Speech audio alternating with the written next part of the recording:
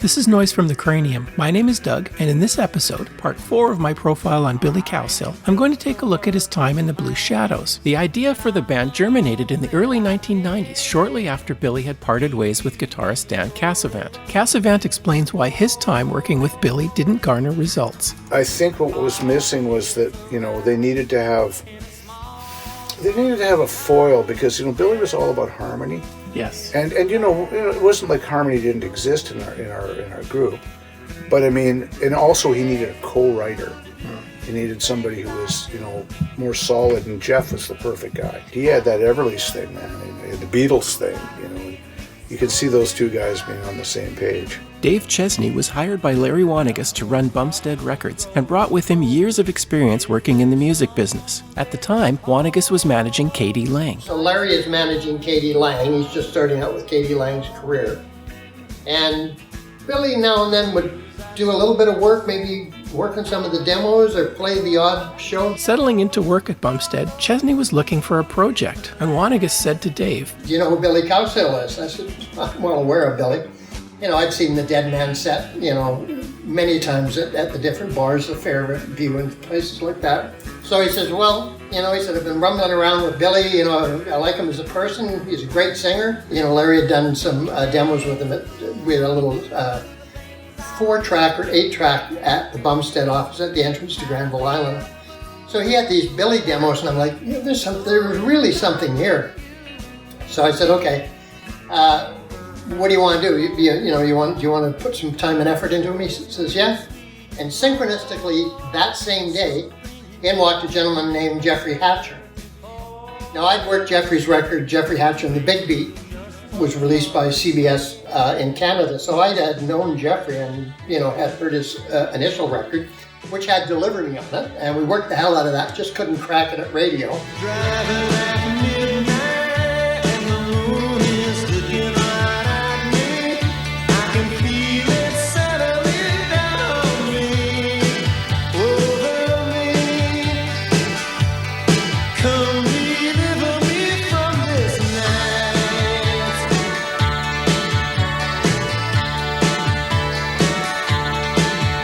Well, I left you standing so alone when I started wandering, but I don't mind saying now, oh, please come to me. Come deliver me from this night. All that love we had found, well, they drove it underground. Deliver me. But I always really liked Jeffrey. Jeffrey came in one day, had a meeting with Larry and I, and Larry says, he had a record in the can that he wanted Bumstead to release. Larry and I both thought, it's a pretty good record, but it's just not the right place and time where music was in those days. So Larry said, Jeffrey, if you're looking for work, we have an artist, Billy Cowsill, who needs a guitar player. He just got off the phone with Billy, and Danny Casavant had just left Billy's band, I think, to go and play Fred Penner or one of those kids' entertainers. So that's how Jeffrey and Billy, the impetus for the Blue Shadows, started. In 1992, the Blue Shadows were formed with Billy, Jeffrey Hatcher, J.B.J. Johnson on drums, and Billy's longtime bass player Elmar Spanier. Well, Elmar, the original bass player of the Blue Shadows, had played with Billy for many years. And when and where money's allowed that they could have a drummer, JB would play with them. So there was a bit of history there. Jeffrey soon moved up from his original position as sideman to become an integral part of the band. Originally, Jeffrey was just the guitar player.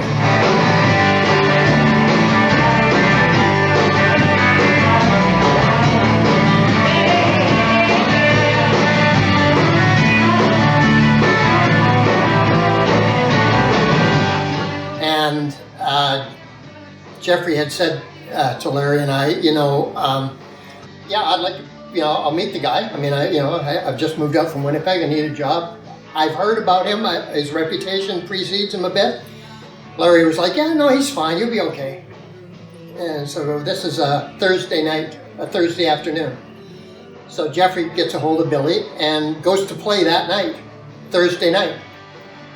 End of the first set, and this is the Fairview Tavern. Not sure exactly what started it, but Billy el-kabonged a guy with a guitar. The guy came up to the stage and started hassling Billy, and they were all kind of packing up their equipment. Elmar was in the band those days playing bass, and Jay Johnson was on drums, and Jeffrey on guitar with Billy. Anyways, Billy, he coco-bonked the guy, split his guitar and the guy's head all across the dance floor. Jeffrey comes in the next day and says, Larry, Dave, you won't believe what happened. Like, this is what happened last night. Oh my God, I couldn't believe it. And Larry says, oh, Jeffrey, don't worry. That's 1 in a million. Never happen again. Don't have to worry about it. He goes back second night, Friday night at the Fairview. Some guy that decided he was there to avenge what happened to Buddy on Thursday night. Show ends. He comes up to the front of the stage. Billy's rolling up his cables, sort of kneeling on the stage. Got his guitar laying there. Buddy comes up and says, I know what you did last night to my buddy or my brother or whatever, and I'm going to tear you apart. And from what I hear from the story, Billy looked at the guy and went, I hear you're a good dancer. And the guy's whole demeanor just changed. Like, what? Bam! Here goes number 2 guitar. So, I mean, as funny as it seems now, it was Jeffrey was like, I can't do this. Oh yeah. I can't do this. And I think Larry probably said, look at these other guitars. So that was the impetus. That's how the Blue Shadows started. And we were going to shop Billy as a solo act in Nashville.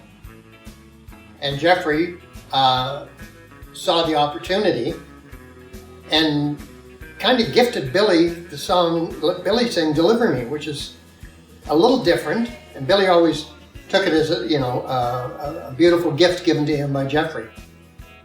Jeffrey at the same time wanted to see as much of his music get out there as possible. We hadn't recorded yet, but the band,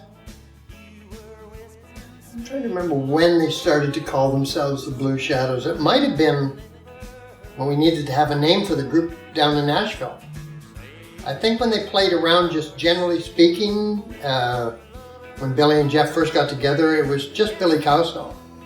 It was, on the marquee at the Fairview and that, because that's where he played for years.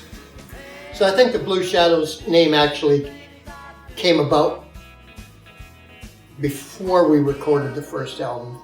And then we did another Beatles song, I think, I'll Be Back, 3-part harmony. And it came out sublime. And Jeff started playing with his Mo and Mo. And we have I found that all 3 of us have very strong musical roots in common, which is why this is what I call the band, which is now called the Blue Shadows.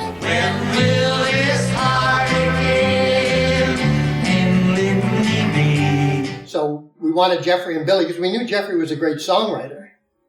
So Jeffrey and Billy would come in to the little studio at Bumstead and start working on material and writing songs. And they just cranked them out. I mean, it was unbelievable how fast those songs came together. There was no, like, they'd come in the afternoon, they'd bang off like 1,000 times, and The Fool Is the Last One to Know in like 2 or 3 hours. And demo it while they're there. I told you no 1,000 times. Don't try to make me change my mind. You see, I'm happy where I am, and I don't need your dreaming kind. I told my baby I'd be true, but on the day he said I do. To her who once would be a crime, I told you no 1,000 times. And it was a real yin and yang situation. I have a great deal of respect for both of them. I was closer to Billy, just I don't know why. Basically, it just seemed to work out that way. But it was a Lennon and McCartney thing, really. Individually, left to their own, you came up with two very different products. But put them together, and especially vocally, that was where the absolute magic was. The first time we ever heard them sing together, Larry and I were just like, oh, what do we have here? The harmonies were incredible, but how? You know, well documented that Billy came from a family dynamic, but so did Jeffrey. He played with his brothers.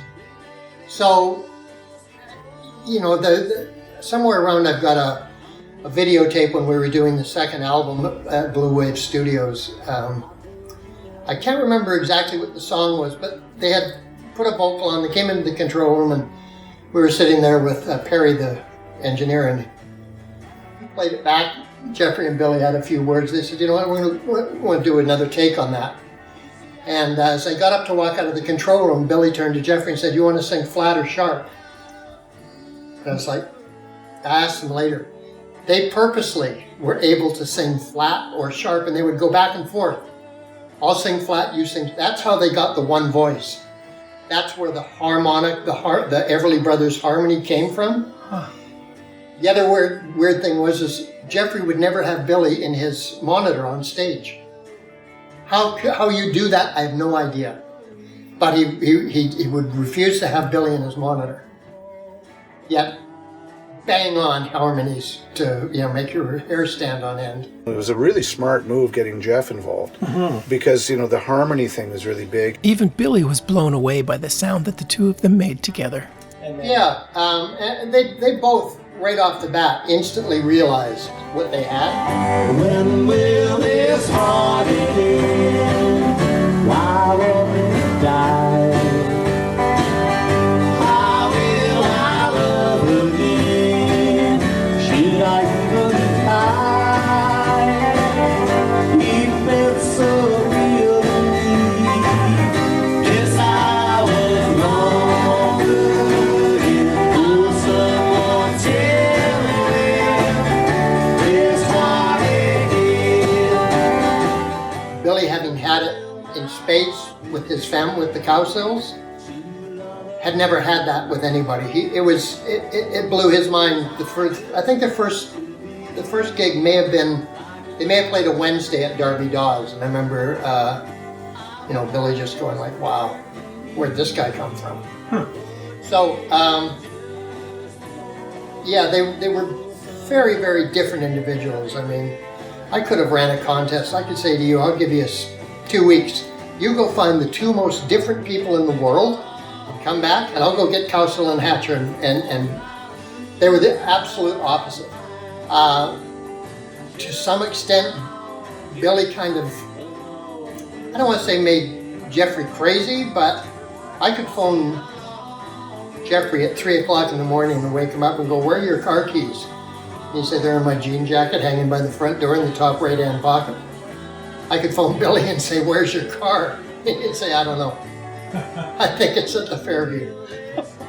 So, you had a real yin and a yang in every sense of the mat, but when they stepped across those floodlights on stage, magic. And it was so obvious to both of them. After a while, Billy was just sort of like nonplussed. He loved it. Jeffrey was always in awe. The group was signed to Columbia Records in Canada and released their first album in 1993. So the first album was recorded at Bullfrog. Al Rempel engineered it. Dave explains how the distribution worked. It was on Bumstead Records, distributed by CBS. The parent company had a 90-day or a 120-day option. Might have even been longer. So we're signed to CBS Records Canada in a distribution deal. Their counterparts around the world have got first option. Nobody picked it up, obviously. Chesney was not short on ideas to market the band's music, doing record store appearances, including this one on a flatbed truck in Vancouver. Now it'll come on strong. It's cause the time they fix it. And if I'm reading you wrong, just let them go right now. That was the first single. Coming On Strong. which they released on 78, almost unheard of at that time. You know, having worked at radio, I've been on the giving and the receiving end of both of that part of the industry. I wanted to do something that would set us apart, that would cause people to go, what the hell is this? So I got a hold of a guy that probably at that time was the only guy that was manufacturing 78s in LA. Could still cut them, and so I talked to him, and we did a 78 with Coming On Strong, the first single off of the Floor of Heaven. And flip side was the unreleased Hell Stays Open All Night Long, which Billy just absolutely nailed. But again, we thought it would be kind of cute to have an unreleased B-side. Released only in Canada, On the Floor of Heaven still managed to be certified gold, with sales exceeding 50,000 copies. In 1994, the band were nominated for a Juno Award for Best Country Group or Duo. Sadly, things didn't work out with Elmar. Billy and Elmar and Jeffrey had done some touring out to Calgary as a three-piece. Elmar and Jeffrey just didn't hit it off. Jeffrey basically said, I can't, I can't do this. And then Elmar got fired. And that was really sad because, Elmar was like Bill's brother. It was more about Elmar wanting to get a little more money, actually. Oh, is that really? As far as I know. Oh, okay. Yeah, and it was like, and he had taken care of Billy through thick and thin. It was kind of a tough thing for Elmar. Oh. But he was good with it. And it was a little difficult for Billy in that, him and Elmar had such a long history, and Elmar booked all the gigs and set up everything and did everything and was kind of a manager de facto to make sure that Billy got to the gig and remembered to bring his guitar. Was Elmar a co-conspirator in Billy's wild side? Elmar was not in any way, shape, or form responsible for any of Billy's drug taking. Dave expands on Billy's drug and alcohol problem. When I started working with Billy, I was forewarned that he had a drug and alcohol problem in the past. Outside of smoking some pot, I didn't ever see any drug use by Billy. But I found out many years later that there was a doctor in Kitsilano that was prescribing to a lot of the musicians in the Vancouver music scene in those days. It was kind of a Dr. Nick, like Elvis Presley's doctor, that was prescribing lithium. Now, lithium is for bipolar. Your body doesn't produce enough of it. If you're not bipolar and you take lithium, you're going to have a party in your pants.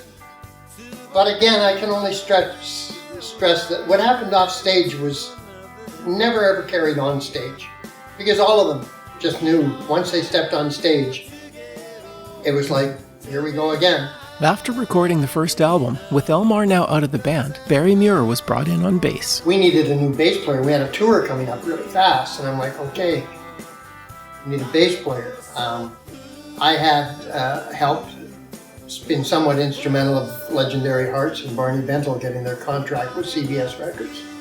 So I knew all of those guys. I knew Barry had recently left the band. So I went and saw him. I said, Barry, what are you up to? I guess I gave him the first record. He loved it, listened to it, said, yeah. So he came and auditioned, Billy and Jeff, right off the bat, because Barry's, now we got another voice. Because Barry's, he sings like a whippoorwill. The dynamics of the band did get altered slightly. The camp kind of, Jeffrey, Barry, and JB were vegetarians. Billy was a coffee drinking, chain smoking meat eater. So the dynamic, there was now clearly two camps. I think Billy said something about the Blue Shadows was like 3 vegetarians and a junkie. Something along those lines. The band worked hard to get international record distribution, with their knockout performances sparking major interest. The Blue Shadows were invited to play at a music festival in Austin. And, it was a pretty prestigious gig. And some guys turned up from a band called the Wondermints in LA. They saw the Blue Shadows and they came backstage and they were just like, oh my God. Waddy Wachtel was there, so maybe Waddy brought them. I'm not sure exactly how they ended up at the show, but they were just like, oh my God, like, we're doing a tribute to the Everly Brothers in LA in 6 to 7 months. Is there any way that you could come and be part of it? They came down and absolutely blew everybody away. It was just Billy and Jeff, just acoustically.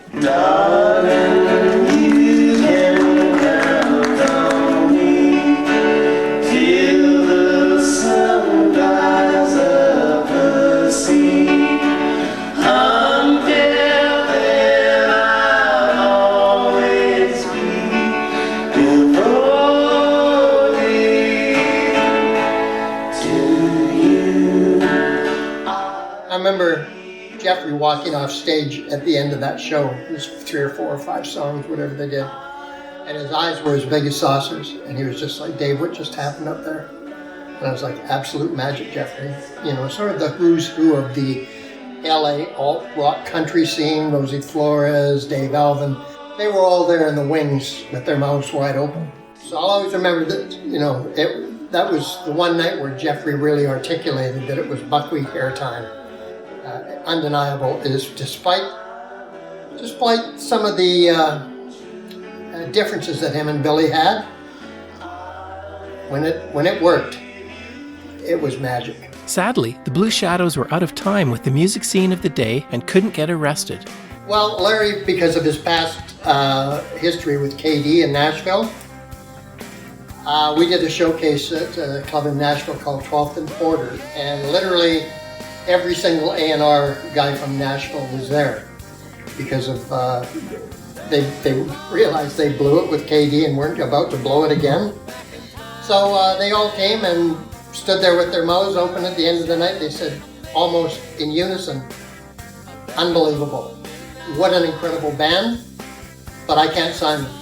They scare me, and I would probably get fired if it didn't work. So we just took that and ran with it on our posters for a few years, the band that scared Nashville. It was interesting to watch, having worked for a big record for CBS for so many years. You know, the praise and the, you know, if you ever make a record, send it to me because I want to have one at home. Or they loved the music, but it certainly wasn't what was happening in country music at the time.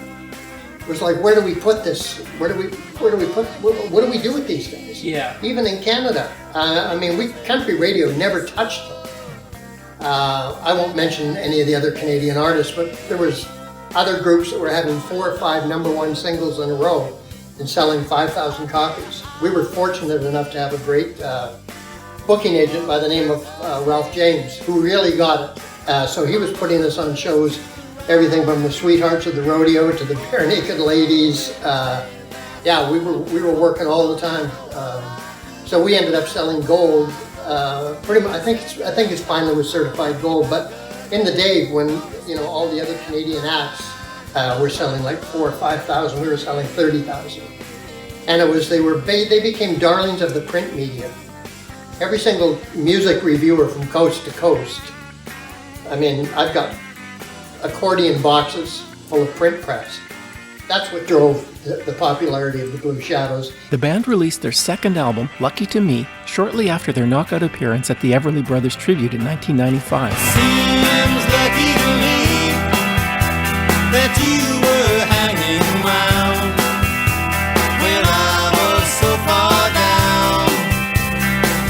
It looked that way to me.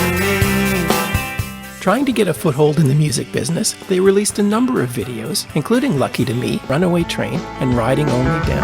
Running out the front door, down the steps into the road.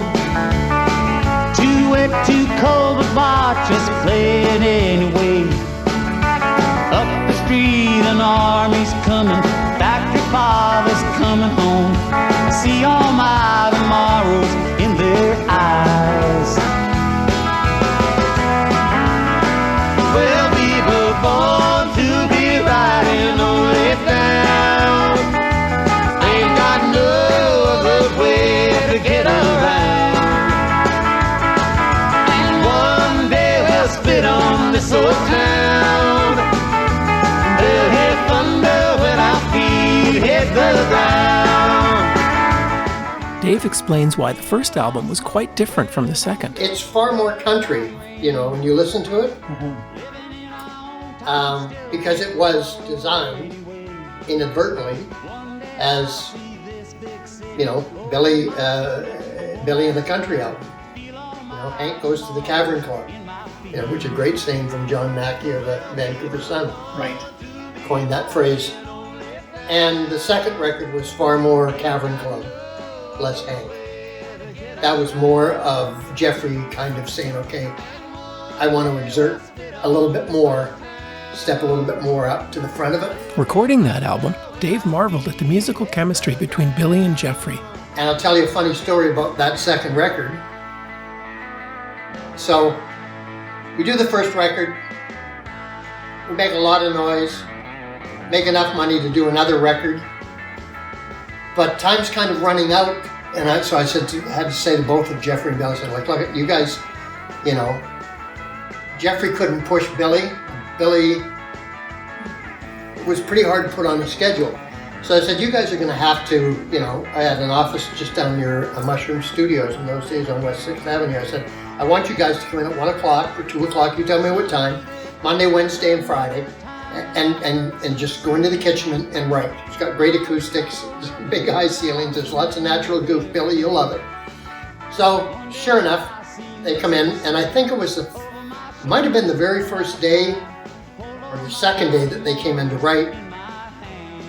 Jeffrey comes in, of course, fully prepared, piece of paper, a writing pad, 2 pens in case one breaks down, you know, ready, just perfectly professional. And Billy just, you know, rolls in like, you know, that Peanuts character that's just like got dust and dirt flying around him all the time. So I had gone into the kitchen just to talk to Jeffrey for a moment, and I was going to put on coffee because I wanted a coffee, and I knew Billy had drained the thing dry. So I pour the coffee into the coffee pot. Billy walks in. I hit the button, and I go back to my office, and I'm down the end of the hallway. And all of a sudden I hear them singing this song, like literally within minutes. The coffee pot isn't even finished yet, and I'm hearing them singing something, and I'm like, all I can do is I think, whatever they're singing, I don't even know if that's their song, but it should have a cello. It just sounded to me like it needed a cello. So I figure, okay, the coffee's ready. However long it takes to boil a pot of coffee, 10 minutes, 7 minutes. I go in and I'm pouring the coffee, and I'm like, what were you guys singing? Oh, Billy came in today, and I said to him, so Billy, what do you got? Got any ideas? And Billy said, well, I was up at 4 o'clock this morning watching old black and white TVs or pictures, and I got a line. Just sticks with me. The line out of this movie was "Time's Out of Place." Oh, I know this memory well, and the tricks it plays. Still I thought I saw you walk by yesterday.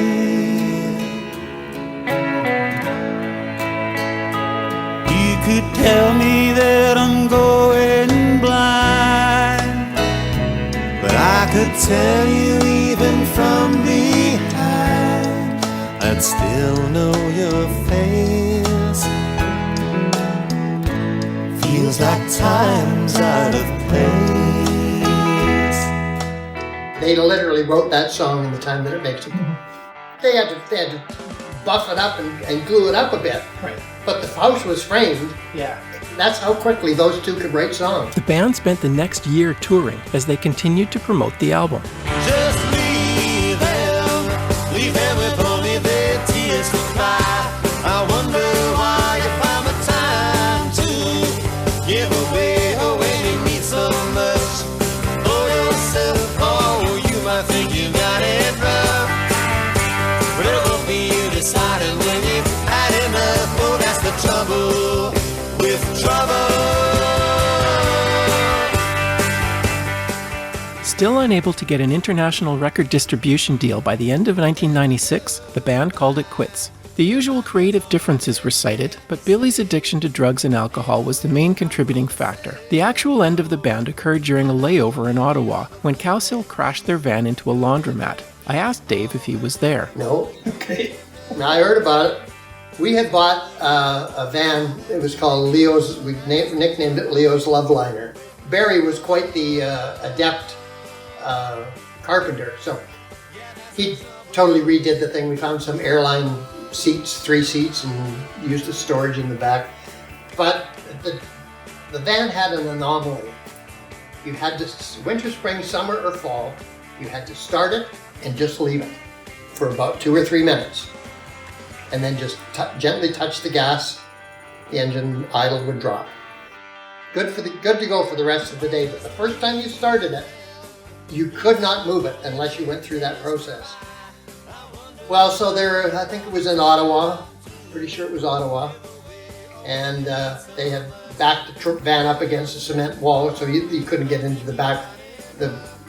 We'd made an enclosure behind the row of seats under the airline where all the equipment was. So even if you broke into the van, you couldn't get at the equipment. You'd had to steal the whole van. So what had happened is Billy had left his acoustic guitar, got up maybe, I can't remember whether it was a day off, but he went over to Jeffrey to get the keys, because Billy wasn't supposed to ever have keys to the vehicle, and got the keys from Jeffrey and said, I'm just going to go get my guitar out of the car. Jeffrey didn't think about anything. He just thought, okay, yeah, no problem. Billy knows the routine. Well, I guess Billy decided, I'm not waiting for it to kick down. So he had his foot on the brake, and he's giving it lots of gas, and puts it in drive, and the series of events didn't go as planned. It shot forward, and Billy's cowboy boot got wedged underneath the brake, up against the gas pedal, and put it right through the wall of a laundromat. Didn't kill himself, didn't go to the hospital, totaled the van. Was this the final straw? I don't know that there ever was a real final straw. Just kind of fizzled out? I think it just kind of got to the point. Billy started to become a little more erratic, and hindsight now, looking back on it,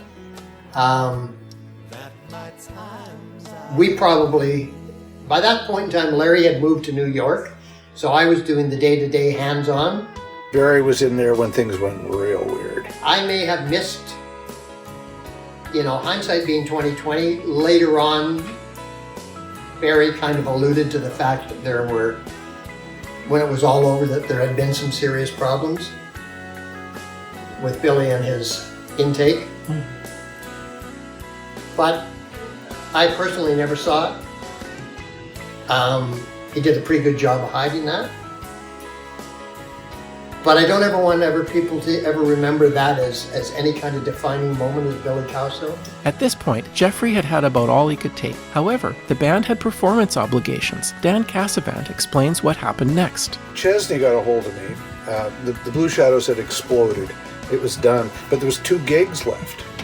There was one in Prince Rupert and one in Trail? I can't remember. One was a telethon and one was a concert. And he said, we've got to do these gigs, but the band is like, won't play with Bill, it's over. But we want to do these gigs, so would you play guitar with Bill again? And I said, sure, I'll do it. But it was a little weird. But we got other players, we got paid for rehearsal, and we did everything. But Bill was in really, really rough shape. Like, he was yellow. He was in rough shape. But he played great. I mean, it was funny for us, though, because I got together with Jeff. This is the other thing, because I said yes. I said, well, I never played the Blue Shadows tunes ever. I'm going to have to figure them out. And I thought, I'll get a hold of Jeff, see if he'll help me out. And Jeff was all over. He said, oh, man, come on over, Oh, nice. He let me his 12-string, and showed me the parts, and then, we hung out and stuff, and he says, it's good that you're doing this, it's like, I don't know how you're doing it, but you're I don't know what he said, but you know what I mean. Yeah. There's a real camaraderie, there was never a problem. Even though Jeff replaced me, I was hurt that he replaced me. I got it. In hindsight, the Blue Shadows would prove to be Billy's highest profile band since the Cowsills. When all is said and done, Dave had the best seat in the house. I was a fan. Yeah. As I say, when they stepped on stage, my work was done. I could get a nice cold beer and lean up against the wall. Be just as blown away every single night. Lucky me. It never seemed like work. Yeah. once the show started. It was getting there and getting back that was the work. Otherwise, I was gifted to see so many of those magical nights. Yeah. Second only to the members of the band. I saw more than anybody. So I certainly knew it's what kept us going. We all knew it, all of us that were involved, and anybody that ever saw them. After the band broke up, Cowsill moved to Calgary, entered the addiction recovery program, completing the program in 2 years. He went back to school and started playing with the new band, the Codependents, which lasted from 1998 to 2004. Dan figures that it was a good outcome for Billy at that particular time. Well, I'm happy that at the end he was with the Codependents, because they were a mix of the Blue Shadows and the music that Lindsay did and I was involved in. There was something that got lost in the Blue Shadows, and there's something that was reclaimed in the Codependents, and it was like an arc. And I think he was pretty happy with those guys. You know? Dan recalls the last time he saw Billy. When I saw him, I didn't even recognize him. Right. Because he'd all puffed out from, he actually said to me, I would talk to him on the phone before we went there, he says, yeah, I'm fat now. I'm like, Billy, fat? Impossible. It's like, you know, the guy's a human skeleton, right? Yeah, 'Cause yeah. he was never fat. No. Okay? But what it was is the drugs that made him puff out and stuff like that. And I literally walked into that place, and he was sitting at a table, and I didn't fully recognize him. Wow. And then at the eyes, and it was like, well, that's Bill. You Wow. know? Yeah. And I sat with him for a bit. Dave talks about the touching moments he shared with Bill near the end. He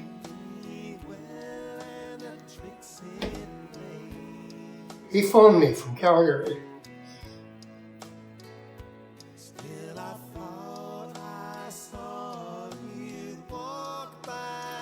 To apologize. He was in the hospital, it was near the end. And I'm glad we spoke. And I remember saying, Billy, I love you, and I hope you're okay. He said, Captain, clean sheets and 3 meals a day. People taking good care of me. I think of him often.